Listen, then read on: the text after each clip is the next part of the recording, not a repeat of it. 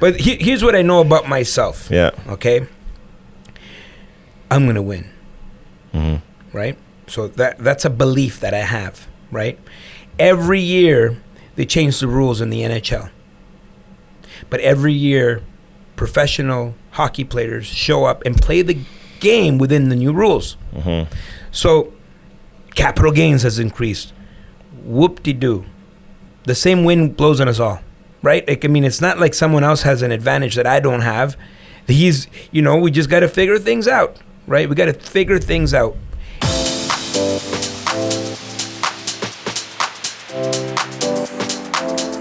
All right. We're live, brother. Woo! Alfonso Cuadra in the house. How you doing? Let's go. Yeah, man, I'm excited to do this with you. Oh, I always love doing this with you in person, and I'm always impressed with what you're doing. I watch everything. I like everything. Go back, go check all the likes, man. I'm gonna hold you to that. No, and I was telling you. Yeah. Look, every time I come here, Yeah. you're leveling up. You're leveling up. Thanks, you know, brother. so for the first time we did this was like online. Yes, sir. You like that sound? For the people that are listening, I got just heavy having hands. a few drinks. I got heavy hands here. Isn't that good? Yeah, it's good. Yeah. So what were you saying? Every time I come here, there's like something new, right? Yeah. And you're evolving in terms of this podcast. Cheers, salud, brother. salud. Salute. Salud. Let's have it. That's what it is. Smooth. Smooth. Beautiful. Yes. Might as well finish it, man. Put the rest in there. Yeah. And we'll have a good talk. Yeah. But You're always leveling up. Thanks, brother. know, and I love that. Evolution Yep. is important. I always tell people, start however you can. It's okay to start with a low budget, with a little handy cam. As long as you always level up, right? Yep. As long as you're always improving, I think people will. There's always an allowance for that from your audience. Yeah. You know, you could start with your iPhone, and non-edited videos on YouTube. As long as you're always improving, you're always getting better. And your audience will get to grow with you. And people like to watch the evolution. They'd like to go back and take a look at where was Alfonso, where Alfonso had a head full of hair, and he's standing in front of like the single family home, Yes. that gets to it allows people to see that he did start somewhere. Yes, there is growth that's available for me as well too, and if he did it, and if I watch what he's doing and how he's doing it and what he's sharing, then maybe I can do that too. Yeah. And it gives people hope. And I think I want to start off this segment with talking about mindset. I usually do that at the end, but I want to start off with that first. And I think the reason being is because somebody was asking me the other day, like, hey, did you start off with Rich Dad, Poor Dad? And I'm like, no, I didn't. I eventually got there, but I actually started off with mindset. I started off with The Secret. Then I went to Jim Rohn. Mm-hmm. Then I went to Brian Tracy. Then I went to Zig Ziglar. Then I got into real estate. I actually did it a little bit different, a little backwards. Yeah. But why do you think mindset is so important? And when did you really kind of understand the importance of that and making that a part of your life? There's something to be said about belief. You heard the old story of Roger Bannister, right? The 4-minute mile. No one could run a 4-minute Mm-hmm. mile for years and years, forever, right? Like scientists got together and said, the human body is unable to run a mile under 4 minutes. It's just impossible. And Right. collectively, scientists, and if it's science, it has to be true. Like it's been written, right? Right. And so, this guy Roger Bannister, if you know about Roger Bannister, he wasn't even an athlete. That's the story, right? Like he was just someone that wanted to prove this theory wrong. Mm-hmm. And without having too much knowledge of exactly what happened, turns out that he breaks this record in 1954. And other people that were real athletes, they're like, that guy did it? That guy, right? And we all know someone that, for whatever reason, he's not that bright or kind of ugly and maybe a little bit smelly, and you see them doing amazing things in life, you're like, that guy did it? Like, how can they do it? And why can't I do it? Right. And the second you start thinking about that, like if the idea enters your mind, and then there's a belief there that you can do it, then it's not as hard as if you think, I can't do it. Right? If you can't do it, you can't do it. If it's impossible, it's impossible. When I was a kid, I lived in, income housing, right? Like low income housing, subsidized housing, right? We lived in the projects. And no one thought you could do anything, right? Like I remember like playing basketball with my friends, and we're looking at apartment buildings, and I'm like, guys, can you believe that someone collects the rent of all of these people? And then maybe we could do this. And my friends are like, nah, this is not possible. This is just for rich people or whatnot. So, okay, if you don't believe it, then that's it, But the second you know that someone has done it before, in fact, if you know that someone has done it that's just like you, now what happens to your mind is that you enter the realm of belief that, yes, it's possible. Yes, someone could do this. And so weeks after Roger Bannister broke this record, real athletes started to break the record as well. Even months after, several people had broken the record. No one has done it before 1954. After 1954, everybody started doing this. And since then, thousands and thousands, I don't even know how many thousands of people have broken this record, including high school kids and junior high school kids. Right. And so it all comes down to belief. And the second you enter the realm of belief, now you can expand. And this is how you can expand your mindset. You can't expand your mindset and tap into more of what you're capable of if you don't believe it's possible. Right. It's almost that's impossible. Things will just happen, right? And if they happen for you, you will sabotage yourself and you'll start moving backwards. Right. And so then now there's like these new neurological pathways that are now being created and formed in your mind. I talk about this all the time. It's look, if you want to be wealthy, study wealth. If you want to be healthy, study health. Yeah. And sometimes people want to take this dirt road, right? But yet there's this freeway that is over here that you can take, and you could drive the Ferrari on a dirt road or a Pinto on the freeway. That Pinto is going to get ahead way quicker, way faster if you just follow those systems. And so when that guy finally broke that record, somebody probably, they all sat down. How did you do it? What was your technique? What was your stride like? And so then now you have a system. But you know what studying does? When you study wealth, you know what it does? It reaffirms your belief that it's possible. Yeah. And the more you start to notice clues. So what happens is, at the very beginning, you're unaware, right? It's like people say you have to be at the right time, the right place. Well, it's always the right time and it's always the right place. You're just unaware of the opportunities that are around you. Just like very similar to, you go buy a car that you never heard about before.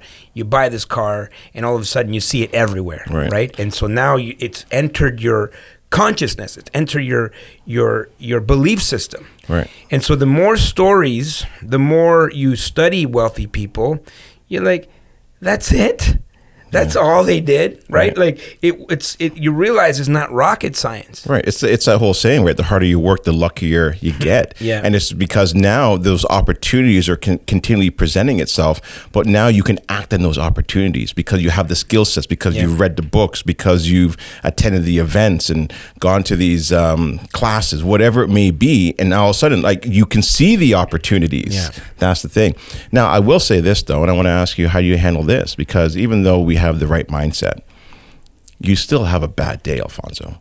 You still have difficulties. How do you handle a bad day? How do you go through those difficulties?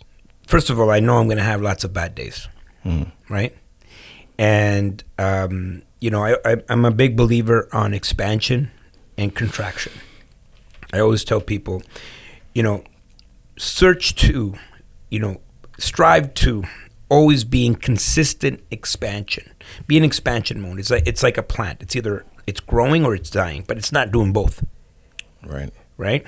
So it's very simple and easy to understand analogy. It's like you know in a day whether you're in expansion or contraction that day. Right. And so I don't think you should be afraid of contraction. I don't think you should be afraid of bad days. Just don't live there. Yeah, that's a good point. Don't live there. And then once you own it, and then go back to expansion. Right. Because momentum works both ways. It's either momentum, upwards, and you're feeling good, smelling good, and all things in life are happening for you, and then you start attracting more things to you. But the second you start going the other way, it's the same thing. You start feeling bad, and you're not as confident, and now you're no longer playing to win. You're playing not to lose. But it also sounds like you're saying to accept it as well, to accept the bad days or the bad moments, maybe dwell on it a little bit, reflect in it. Why did this happen? Okay, what can I learn from this? And then now you move forward. Well, that was the issue that I had with the movie The Secret. Because the movie The Secret, and I, by the way, I think was a phenomenal movie. Yes, it was missing pieces, but it opened up everybody's eyes 100% in terms of positivity and the power of positivity. But the movie suggested in a way, and of course, maybe they didn't have enough time to finish the movie. I mean, it was only 90 minutes or whatever. But ultimately, the suggestion was that if you just simply think positive thoughts, all of these things are going to happen, right? And so people ended up just waiting around for their stuff. Right. They're just like, I mean, I'm thinking about the Ferrari, but it never shows up. Right. And so, in terms of positive thinking, I like to think about positive intelligence, right? At some point, you have to stand in your truth. Positive thinking says, if the house is burning, you should be positive and say, the house is not burning, the house is not burning. When you know inside the house is burning, right? And so you don't make decisions that are going to help you. You are in denial. And, that's a dangerous place to be because you're only going to spiral downwards, right? Where you could have saved a day. And the truth is, hey, my mortgage payment has doubled, right? And, I'm stuck. Accept it. Stand in your truth. But how can you make things better? Successful people ask better questions. As a result, they get better answers. And so, how can I make this better? The word how, anytime there's a challenge in your life, change it to a question. Oh, the interest rates are high. Okay, so what can I do now? What's my next step? What are a variety of different steps that I can take right now to correct this, to make this better? How can I make this better? Anytime you make it into a question, you instantly empower yourself, and now you start moving towards expansion versus contraction. Yeah, and that's one of the reasons why I've always enjoyed doing this podcast, because I get to sit here and just ask questions. And it also has completely transformed the person who I am today, because it's continually challenging my beliefs. I'm like, well, why would you think that? Or why do you act that way? And I'm like, I never thought about it, or I never looked at it that way. And it's so important. And I think what you said, about asking intelligent questions, but you got to keep asking questions to get to more intelligent questions, and I think that comes with courage as well too, because a lot of times you're sitting in a room and you won't ask that question, and guess what, that person besides you asks a question like, I was going to ask that question, so ask those questions. Well, what happens is sometimes people have this, they're in denial and shit's going down, but they're in denial. And so what happens is time goes by, and maybe they're afraid of judgment, they're afraid of what other people may think. That's and so what happens is they never, they don't look for help, they don't find answers, and then like overnight, people that we know, all of a sudden they're like, oh my God, like that guy, like I didn't know he was missing his mortgage payments or whatever. And it's because of this idea that everything should be hunky-dory all the time. Yeah. And, real true leaders, a true leadership, and, and I think it was Martin Luther King that said, the character of a man it's really proven when, things are going wrong, not when everything is right. Anybody can look good when things are going good. But the measure of a man is going to be, it's going to be measured based on what they do when things are not going right. Yes. And were they honest? Were they communicative with their people? And that's what leadership is, right? 100%. And listen, even with everything happening, a lot of people are not immune to this. Mm-hmm. Even I'm not immune to it. And so over the last 6 weeks, I've been reaching out to some of my mentors, people that I look up to, and saying, look at what I've been doing. What do you think I should do here? Where should I shift over here? I think that's really important, but sometimes that ego gets in the way, and you're looking a certain way online in social media, and like, well, I have to have all the answers because I've been the leader, and sometimes it's good to reflect and push that ego aside, but it can be difficult, right? Positive intelligence. Yeah. Stand in your truth, right? Yeah. I can respect someone that says, hey, I messed up, right? But this is how we're going to make it better. Right. Versus, you find out to the end that it was just smoke and mirrors. Right. Right. And that is what happens when you have corrections in the market. Warren Buffett says, when the tide goes out, you find out who's been swimming naked. Exactly. Hey, listen, what's your favorite quote? I want to get a couple more mindset stuff in here, and then we're going to move on. What's one of your favorite quotes? One that changed your life? Jim Rohn. Oh, my favorite. That's our favorite, though. We've talked about this before. I love Jim. I remember driving, and I would just drive around the neighborhood just because I had the CDs, right? You didn't have you couldn't bring it with you. I had the CDs popped in my car. Yeah. And just drive around the neighborhood, and because I needed to finish that, that section, that last CD, and by the time I went home, I wasn't quite ready yet, and one that has shaped my entire career is success is what you attract by the person you become. Mm-hmm. Success is what you attract by the person you become, and it's that one quote has shaped and molded me, because we tend to focus on the outcomes. We all understand that we need to set goals, and we all are always trying to expand our goals. And often what I teach people is like, okay, if you're reaching all of your goals, you're probably aiming too low. Right? Like your goals are too small, because the idea of a goal is to help you stretch and expand and to be an expansion. But the end result is not the gift. The gift is the person that you're going to become on the way to achieving those goals. That's the real gift. 100%. And so success is what you attract.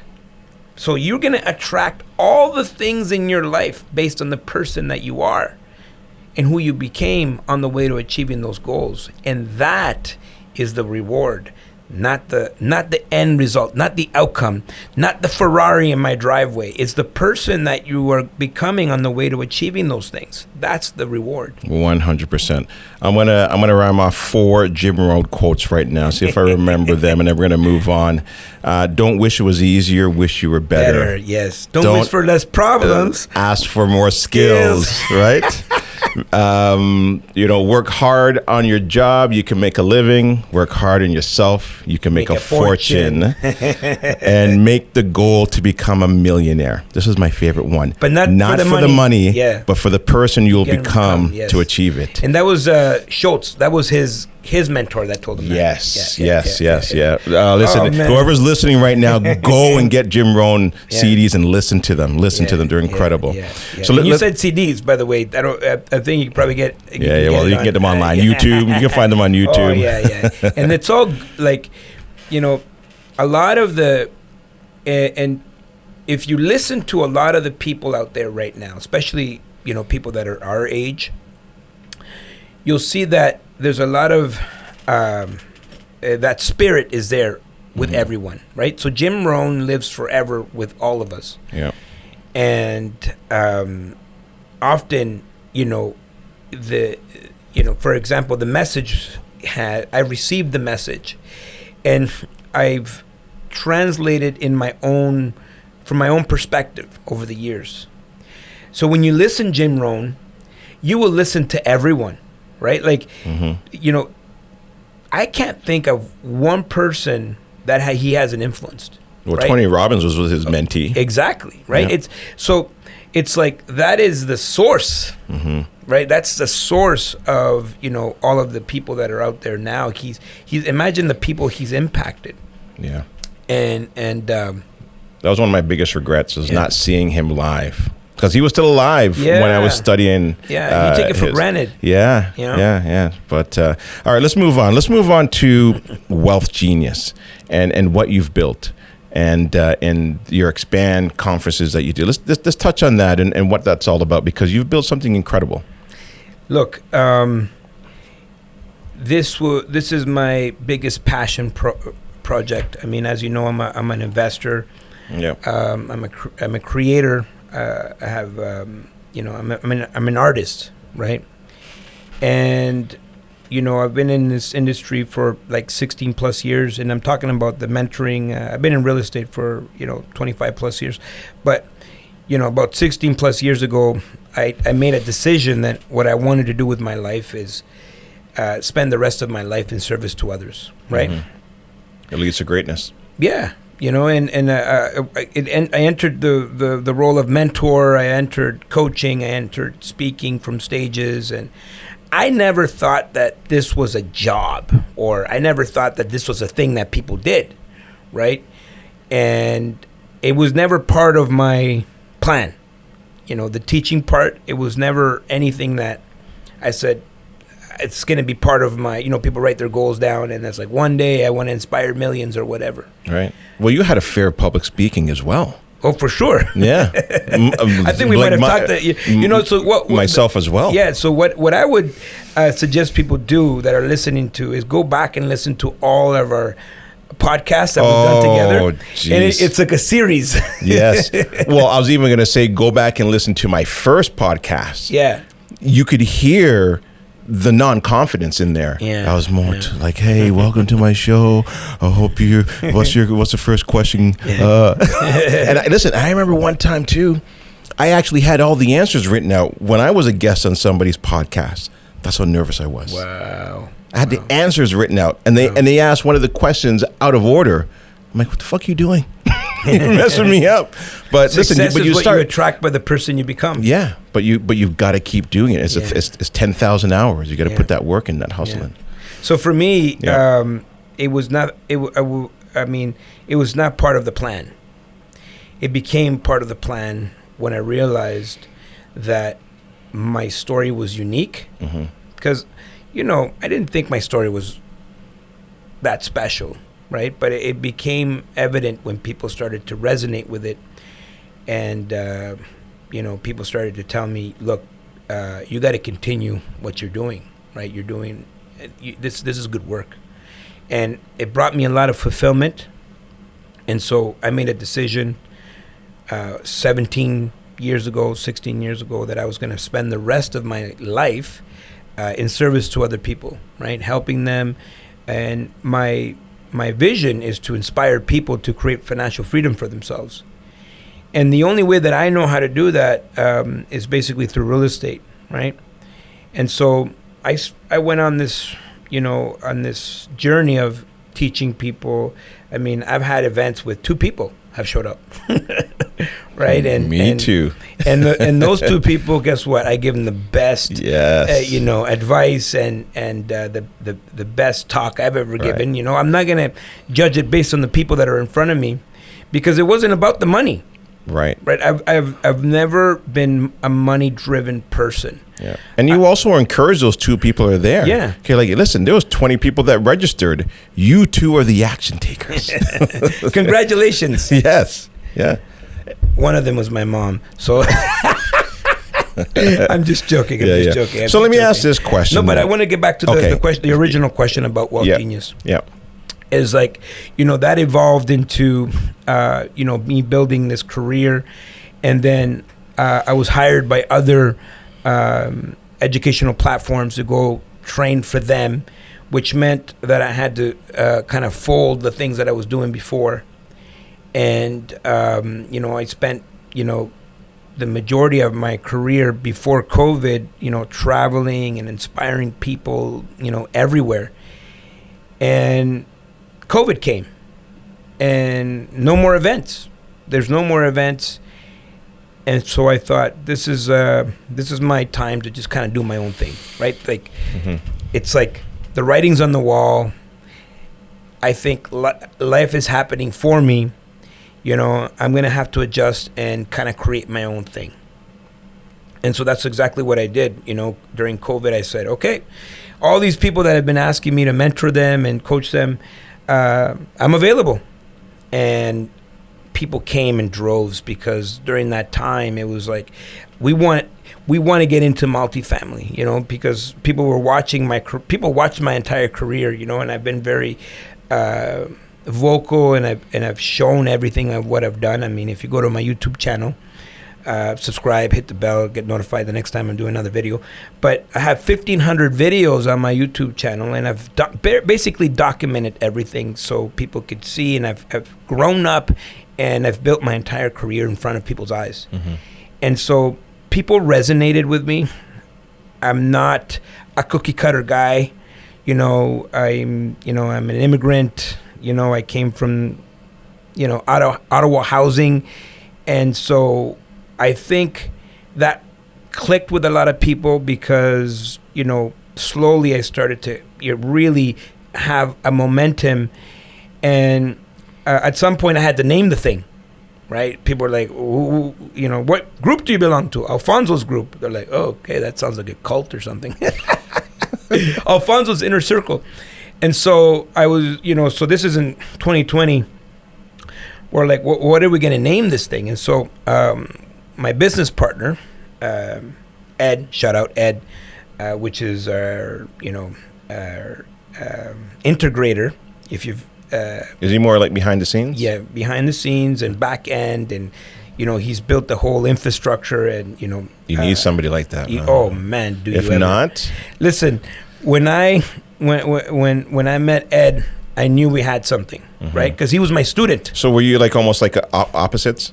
Yeah, no, he was my student, right? And I'm, I'm showing him how to buy apartment buildings. He bought his first apartment building, but I could see his process and how he puts his thoughts together, and kind of like, and his, through the conversations that we were having, he was telling me about he worked on startups, and he built infrastructures for other companies or whatnot. And I'm like, I think you're the guy. Right. I think you're the guy. So very technically strong, process-driven, system, operations. Ops. You need a strong operations manager, because that's not your strong suit. No, your strong suit is to be in front and to inspire and to bring people in. Yes, the visionary. So one book that I would recommend to your listeners, if they haven't already read it, is Rocket Fuel.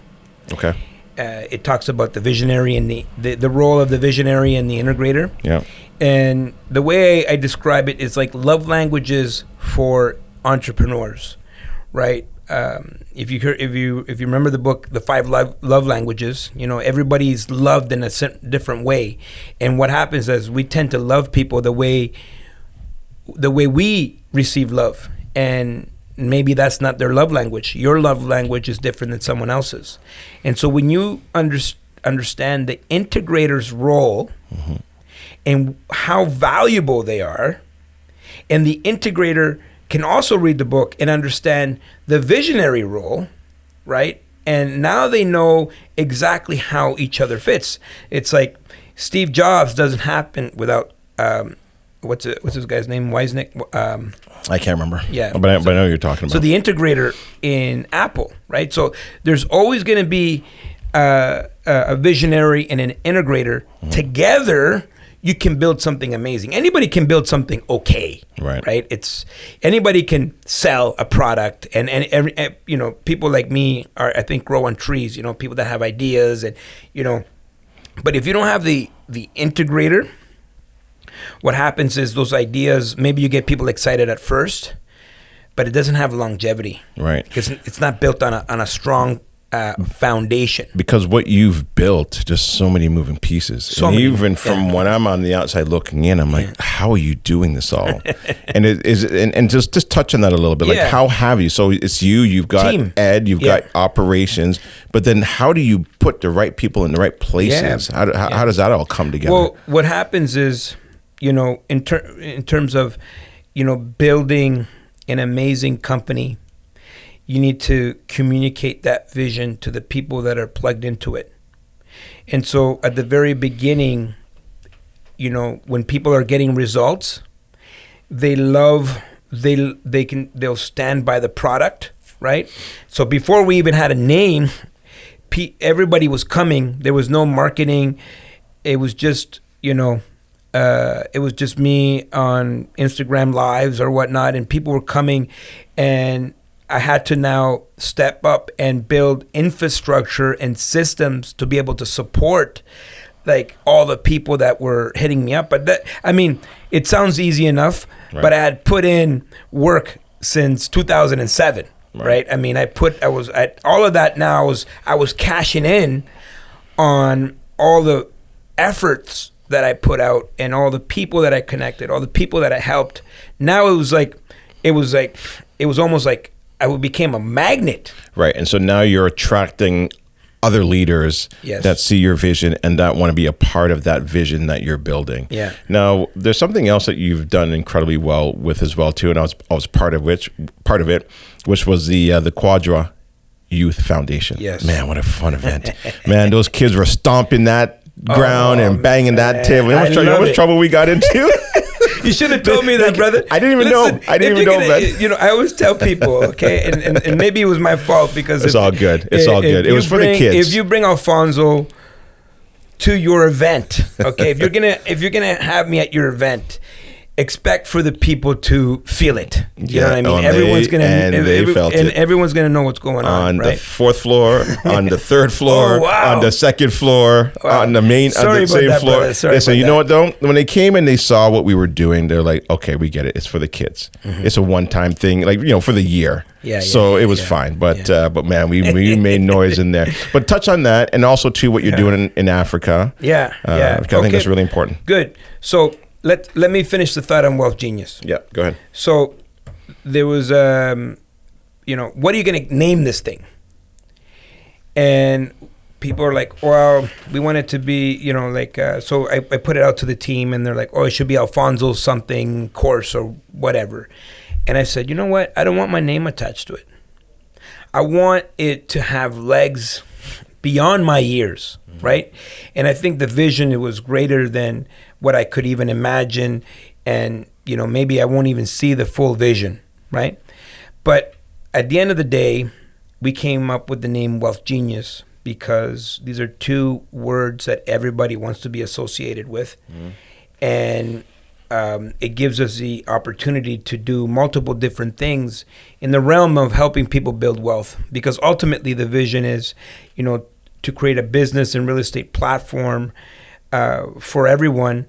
But the ultimate mission is to inspire time freedom to the world. We want to inspire the world to create time freedom. Well, that's what we're all chasing, right? It's time freedom. I think you start off with financial freedom. Sure. And then all of a sudden you're like, well, hold on a second. Well, why am I doing what I'm doing? Oh, it's actually really time, because that's a finite. Yeah. And so that's essentially that's what Wealth Genius is. And the vision, the mission, the core values that we have created, we have attracted people that are very much like us. And what happens is it takes on a life of its own, because now people are going out and talking about Wealth Genius when I'm no longer in the room. And to me, that's how a brand starts and it begins. And so with that same thought in mind, you know, the inspiring of people to create time freedom, a long time ago, I made a decision that I was going to spend the rest of my life doing this. And I thought, okay, I can help adults, get wealthy. I can do that all day long. But adults, they come with their own, already their own paradigms, they've built through the years. And so I thought I can impact more people if I just get them a little bit younger. And so then I started going into the schools and teaching financial literacy and creating programs. And what I found is such a pushback. I was surprised. I just thought they didn't know, or they were waiting for someone like me to come along and say, hey guys, I got what you need. Like young people need to have skills that are going to help them in the future. I thought it would have been really well received. And it wasn't? It was a lot of pushback. Number one, there's no budget for things like this. So that's number one. Number two, every educator has their own perspective of what financial literacy is and how it should be taught, right? Some people think it should be taught, and it should be all about the compound interest and how you should save money and, put money in RRSPs. Some people think that that's how financial literacy should be taught, which I get it because that's what they understand. And so what I realized is that the majority of people in these roles are actually financially illiterate. Yes. And so it's like, someone trying to teach you how to read that doesn't know how to read. Well, it almost also seems like it's built by design. Mm-hmm. Like it's not. I don't feel it's broken. I feel like it's actually designed that way. And it makes sense because during the industrial era, right? Henry Ford, he was the one that was credited with the assembly line, and you needed to, because now we're entering this era of like industrial era where we're building, creating assembly lines, products. You needed a system that created employees that would be really good on an assembly line. And the reason why they have the bell is because on the assembly line, they ring the bell and then they would change positions at every bell. So you needed people trained, from young to hear this bell, and they could just, change where they were working. That's interesting. And so you plug them, you put them in the system from young, you plug them into the new system when they're finished school to now go into the workforce to hear this bell for break, for lunch. And so they're so used to it, and they're waiting for this bell. Yeah. And so for that 15-minute or the half hour or hour break. So you're right. So it was built by design. And then the last thing is they're like, okay, there is some teachers that are like, I get it. Financial literacy, it's important. We want these skills. Because financial literacy is one component. The other is the skill sets and the mindset that I need them to have in order to be able to, for this to resonate with them, right? It needs to be memorable. It can't just be some guy that came to my school for 20 minutes. Mm-hmm. And so they're like, well, we'll give you 20 minutes. 20 minutes? What am I going to do in 20 minutes? Right. I need a full day. At least. And so there was a lot of pushback. And I thought, I can do two things: complain, or I can do something about it. And that's why we started the Cuadra Youth Foundation. Yeah. The Cuadra Youth Foundation was really set up for the young people to come to us. And we wanted, and my mind was like, I wanted to get it away from school. I'm not saying school is wrong or they're doing anything wrong, but I don't want the young people to look at this as school. And if you remember, the very first thing that I told these young people in that room when we did that event, I said, this is not school. Mm-hmm. And then, boom. They relax. You can see their shoulders go down. Yes. And you know what was also very interesting about that as well, too? Because the parents heard that, mm-hmm. and then they relaxed. Yes. And the parents were there to drop their kids off. And I would say more than half stayed. They're like, oh, goddamn, this is pretty good. And they stayed and they loved it. They all loved it. That's all I got was pure love, great feedback. And I'd love to be a part of that again. It was good, man. Yes. And so congratulations for doing that. I think it's good for not only the kids, but also the parents and the adults, because they haven't been taught it. So if they haven't been taught it, how are they going to teach it to their kids? And for me and for you, I had to go and search for it to find it. And I'm like, why is this hidden? But telling that story now about Henry Ford, and even if you go back to the Rockefellers and all that, they did take that stuff out of school. They took financial education out. So I don't want to go too deep down that rabbit hole, but if anybody listening, go and check it out. You'll see. At that point in time in history, it was not necessary for everybody to be on board with financial literacy. I get it. We were building the society that we have now. The problem is, now we're here, and you're going to need new skills. We're building it's going to be a new age, but you cannot use the same systems, the same things that got us here in the first place are not going to be the things that are going to take us to the next level. Right, for sure. I want to touch on this last segment here, which is the market. We know a lot of people got themselves in trouble. What are your thoughts on it? What do you think happened? I mean, we obviously know interest rates is what did it, but can you touch on that? What are your thoughts on it? Well, I've said it many times, when people win all the time, there's a false sense of confidence that people have. And at that point in time, people, they overextend because they keep winning. Winning's good, right? Les Brown. We didn't talk about Les Brown, but, Les Brown is another one that I would say one of my favorite speakers and educators. But he has a beautiful quote, and I'm not sure if it's from him, but I heard it from him. Life is a fight for territory. Once you stop fighting for the things that you want, what you don't want will automatically take over. And so what happens is people stop doing the things that they did to get them there in the first place. They start taking unnecessary risk. They stopped underwriting. The term that I heard in 2021 and 2022, early 2022, is sharpening the pencil in terms of underwriting and due diligence, meaning that you're going to fudge the numbers. You're going to sharpen the pencil. You're going to, instead of 3% vacancy, let's make it 1.5. Let's make the numbers work. And what happens when you do that, and the market doesn't do what you were expecting, there's nothing in place. There's no cushions. There's no safety nets. They're all gone because you took all this unnecessary risk. I'm all about expansion. I think people should expand, but expand responsibly, right? And, I've always been, my entire career, people have always, they get excited when they meet me, and they get excited when they see me, on stage or whatnot.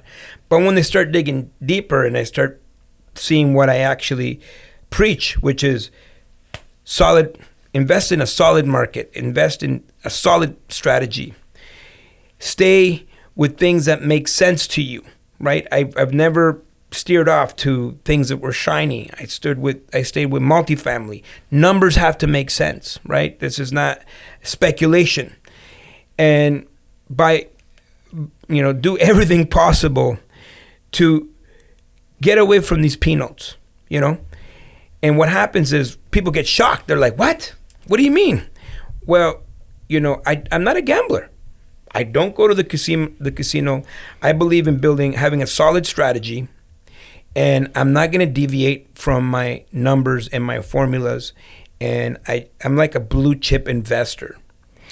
We also grew up, though, in the era of Don Campbell. We grew up in the era of Rain. We grew up in that behind, behind the curtain. Remember behind the curtain where you'd read the article, the title, and it'd be like, the real estate market's about to crash. And then you'd actually read the article, and it was like, well, it's actually going to be okay.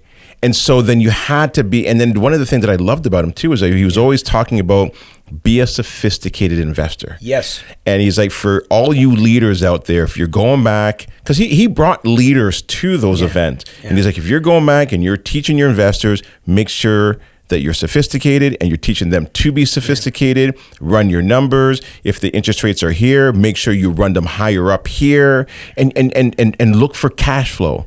No speculation. And that's one of the things that I stayed out of that condo market. I kept all my investors out of that condo market. Now, of course, some of them went into it, but I definitely 100% didn't push it, because I just came from, I'm glad I got taught that way of, this is not a get rich quick. And people thought it was a get rich quick, and it's not. It's far from it. There's lots of YouTube videos that would suggest the opposite. Yes.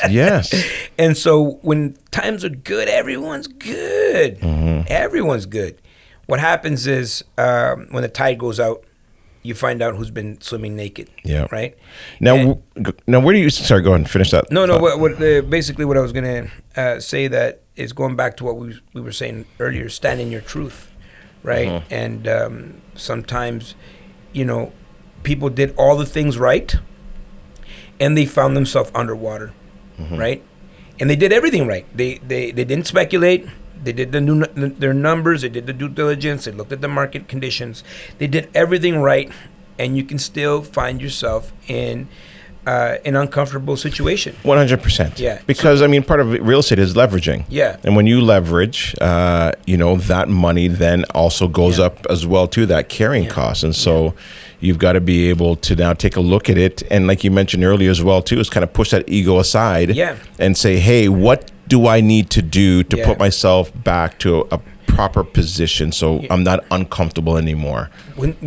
And by the way, I'm not, I'm also subject to what's happening in the market. Like Jim Rohn said, the same wind blows on us all, right? Oh, lots of Jim Rohn quotes. I love that one. Yeah, but it's true. It's how you set your sails. Yes. Absolutely. Yeah. And so, when I see something bleeding even a little bit, I stop what I'm doing and I focus on, okay, let's figure it out. Let's repair. Let's fix it. Let's do whatever we got to do.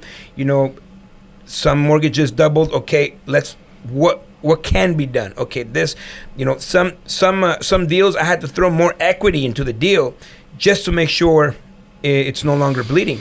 Right? I'm glad you're saying that. That's a good point. And it's good for people to hear that. Yeah. Because they think, okay, well, I'll just wait for the Bank of Canada to get back to where it'll be easier on my pockets. You can't wait. You gotta act. You gotta pull the trigger. You have to. You have to. There's no other way out. Yes.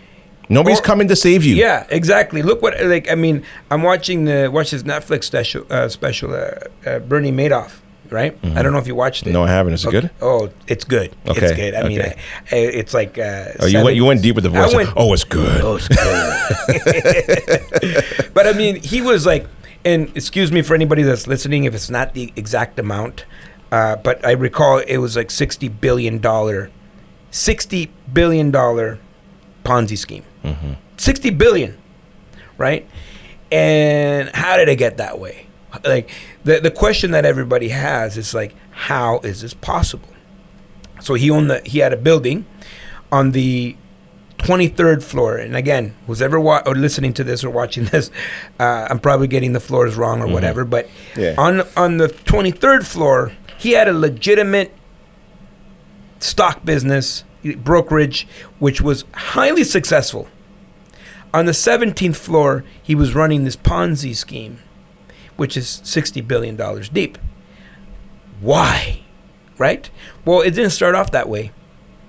It happened, when he started 40 years ago, he made a little mistake, and he couldn't tell his investors that he had lost them $30,000. And so he was in denial. And he actually he continued to pay these investors because he had loans to pay out these investors so they wouldn't feel the losses. And then, these investors were happy because they were getting consistent returns, and it just became this ugly little secret that kind of, got out of hand. And became this big, huge snowball. And once that snowball starts getting big and rolling down that hill, you can't stop it, because you take it from Peter to pay Paul, and Paul to pay. And it just became this, where some people jumped off roofs because they're like, they lost all their family fortunes. We're talking about some families lost like $100 million. You know what I mean? Because at the end of the day, there was nothing. There was no investments. There was zero. There was nothing there. So then, based on that, what would you tell investors that have been significantly impacted by what's happened, where they may have been caught up in lending money out in promissory notes, or, and if they're like, I don't want to ever do this again? What do you say to them, or what do you tell them, or, how do they move forward? I would say that, there in life you have lots of crises, right? COVID for some, divorce, business competitors. I mean, this is just one loss, right? And if you decide that you're going to blame yourself, you know what? There could be worse things. You have your life. You have your family, hopefully. You have your health. You have so many things that are positive in your life. And this was maybe oversight. Maybe you trusted when you shouldn't have. Maybe take inventory on that. Mm-hmm. But ultimately, it's okay to contract. Just don't live there. Go back to expansion, and now take the learnings and do it better tomorrow. Yeah. No, you know what? That's great advice. Yeah. That's great advice, because you're still alive. You can't blame yourself. You're most likely probably blaming that other person or whoever it was where you invested, but but you're alive still, and so you can learn from it, and you can rebound from it. And now you know this. Right. You never do that again. Correct. Right? Yeah. I remember my first lawsuit. I was devastated, And then my lawyer was like, "Welcome to the party." Yeah. I'm like, "What do you mean?" He's like, "Well, finally you have something that people want." I'm like, "Oh my God, I made it." I actually called my mom. I'm like, "Mom, you won't believe it. I'm getting sued." And she was like, "Mijo, are you crazy? What are you talking about?" I'm like, "Mom, I've made it." Someone wants to sue me, and it was basically I waived my conditions when I shouldn't have. Mm-hmm. Even though everyone told me not to waive my conditions, and I heard it everywhere. I needed to feel it. It cost me about $40,000, the whole lawsuit, by the time I'm done paying all the lawyers or whatnot. But man, did I feel bad about myself, and I realized that, this is all part of the game. You know what I mean? You have to sometimes pay tax, just like in Monopoly. You feel good, and you're going around you're going around collecting your... Yeah, you land on community chest or take a chance. Yeah, or tax. Like that kid in that video. Yeah. He's like, I got to pay taxes. Yeah. You know what I mean? And so that's life, right? Sometimes, they get a tax bill that's unexpected, or you got to... it's a toll. You're paying a toll, right? Yeah. That's the way you got to look at it. And I would say it's okay to take the time and dwell in it a little bit if that's what you have to do. Mm-hmm. But move towards expansion as fast as you can. A couple more questions, and we're going to wrap it up. This one I think is an important one. So where we are in the market, where do you see things going? Where should people put their hard-earned money? Do they leave it here in Ontario, in Canada, in the U.S.? Do they move to other countries? You pay attention to this stuff. They're printing more money. There's a lot of negativity out there. Mm-hmm. You see it. You feel it. You hear it. I try to stay away from it as much as I can, but you can't help but have it impact you in some way, even if it's a little bit. You still feel it. What are your thoughts on what people should be doing right now? I'm going to go back to what I said before. Solid strategy. Invest into things that make sense to you. Reduce your level of exposure. Leverage, but in a responsible way. Get education and mentorship. I mean, all the things that, I've been talking about for years, Jim Rohn said. This is quote number 9. So they asked him, how do you think it's going to be in the next 10 years? Oh, I love this one. About the same. About the same as the last 10, right? Yeah. And because here's what I know about. I think he actually said, what's it going to be like? It was the same, about the same as the last 2,000 years. Yes, exactly. Opportunity and failure or something like that. Right. But here's what I know about myself. Yeah. Okay. I'm going to win. Mm-hmm. Right. So that's a belief that I have. Right. Every year they change the rules in the NHL. But every year professional hockey players show up and play the game within the new rules. Mm-hmm. So capital gains has increased. Whoop-de-doo. The same wind blows on us all, right? It's not like someone else has an advantage that I don't have. We just got to figure things out, right? We got to figure things out. And what happens is if you have sound fundamentals, you have the education, the community, the mentorship, you're going to make the right decisions based on your scenario in your business. And I'm a big believer that, it doesn't matter the market, you should invest where you're going to get the highest return on investment on your money. And so sometimes people are just pigeonholed to their backyard and they only invest in their city. Well, what I love about multifamily in my strategy, and this is what I teach our students, and if people want to know exactly what I teach people to do, come to one of my events. I'm not hard to find. I'm everywhere, as you know. Mm-hmm. But ultimately, what multifamily does is it gives you the ability to not have to invest in your backyard. Actually, the further away that the building is from you or the apartment building, the better it is to run, in my opinion, because, if that building is beside you, something goes wrong, you're going to go see what's going on. But if the building's in another province or another state, you got to call someone. So that means you got to build and leverage a team, right? Yeah. Which to me, that's key. Yeah, because now you're not emotionally attached. You just you're attached more to the system and the process. Yeah. So some people would say, hey, it's better in Alberta, or it's better in Saskatchewan, or it's better in the U.S., or it's better in Ohio, or it's better in Florida, or it's better in El Salvador. We just made the game. But ultimately, what I would say is invest in what's best for you, right? And don't be so stuck on a particular market, but look at the return, right? Be more focused on the return, not the politics. Because the politics are always going to be there, and if you're investing based on what on exterior things that you have no control of, then you're going to be very disappointed. Because someone says, "I'm going to the U.S." Well, I don't know what's going to happen after this election. It's going to be very interesting, and so look at the market. Look at that particular market. Does it have the fundamentals that you're looking for? And it could be Alberta.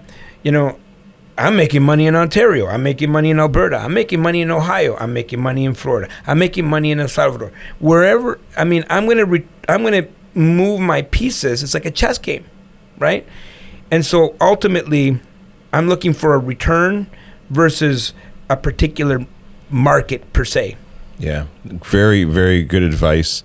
I almost feel like I should title this podcast, "The Rules Are Always Changing. It's How You Play the Game." I love it.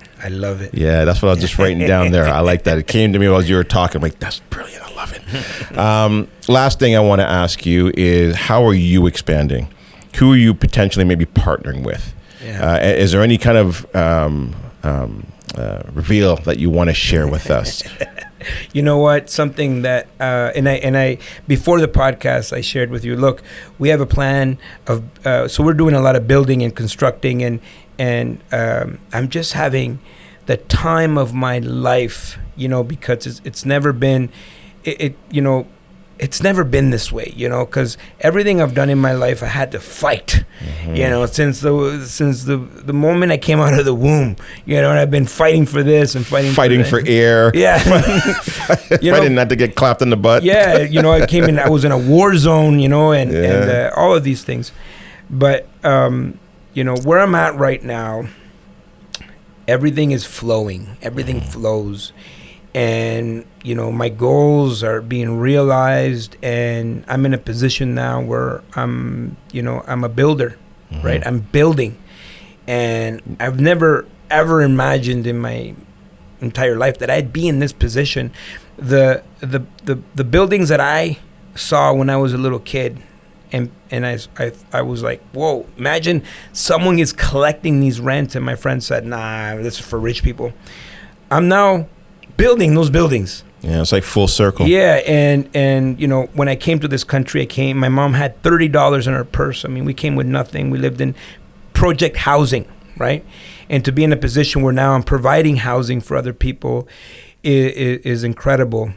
But what I'm most proud of and what I'm most excited about in terms of my expansion is my biggest build in my entire career, which is we're going to be building a school in Surrey-Lyon.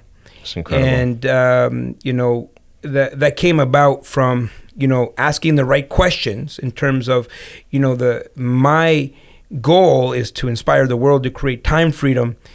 And, that's what led me to starting the Cuadra Youth Foundation. And then we started to go to developing nations, because I know that, if I can be the person that can bring the mindset and the personal development and the entrepreneurship ideas and the skills to countries where I came from, Latin America and Africa, then I know that there's going to be balance, right? Because there's people that bring food, there's people that bring money, people that bring water, but I want to bring the skills.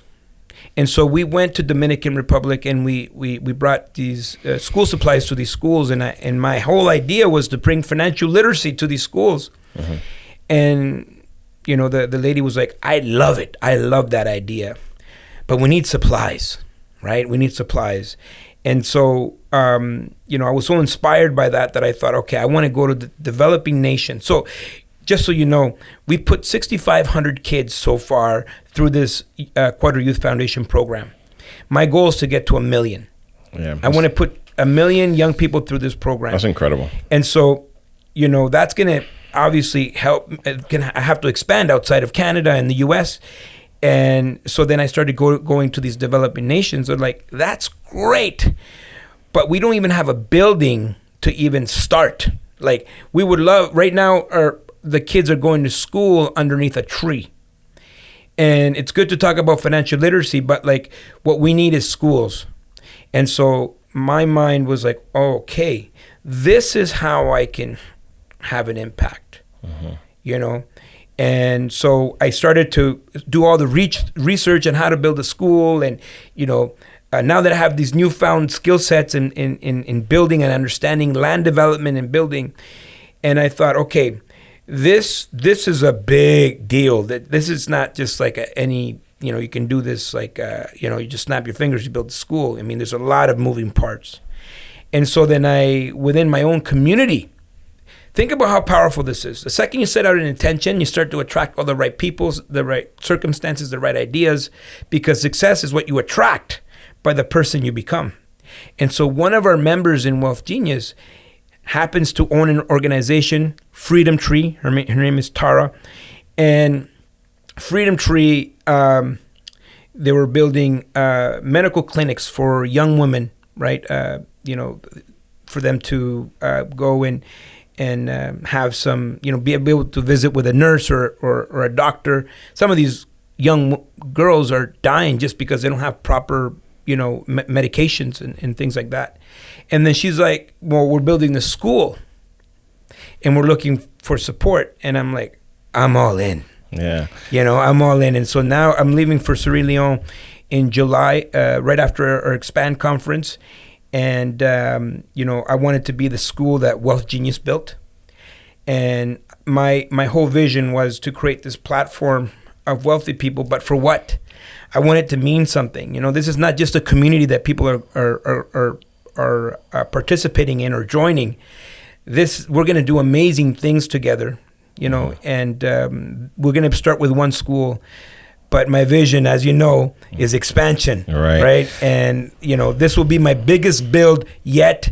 And my biggest raise costs it's nothing. It's like $100,000 to build a school. So these young people don't have to go to school underneath a tree. And I'm excited about that. So, that's amazing. I'm gonna plug this here, because if you're interested in supporting us in any way, you can reach out to me. You can find me online, whatever, and I'm going to send you the link where you can donate for that. That's amazing. Alfonso, thank you so much for your time. The one thing that you said there, and it's so true, is that, because of what you've built, you end up just attracting people to you. And then all of a sudden you have this idea and you're like, how am I going to do this? And then all of a sudden if somebody puts their hand up, because your network is so big now, you're like, what? You can help me? It's because of the reach, and it's because of service to many. Yes. And then anything becomes possible. Alfonso, thank you so much for your time. I apprate this. Salud. Yes, brother. Salud. I appreciate you. Anytime, and I suggest people that are listening to this right now, they go back and watch and listen to all our podcasts, because this is like a series. Yes, it's an evolution. There's no doubt about it, brother. All right, love you, man. Love you. Too, love what brother. you're doing, and keep improving, keep evolving, keep expanding. Thanks, brother. Appreciate you.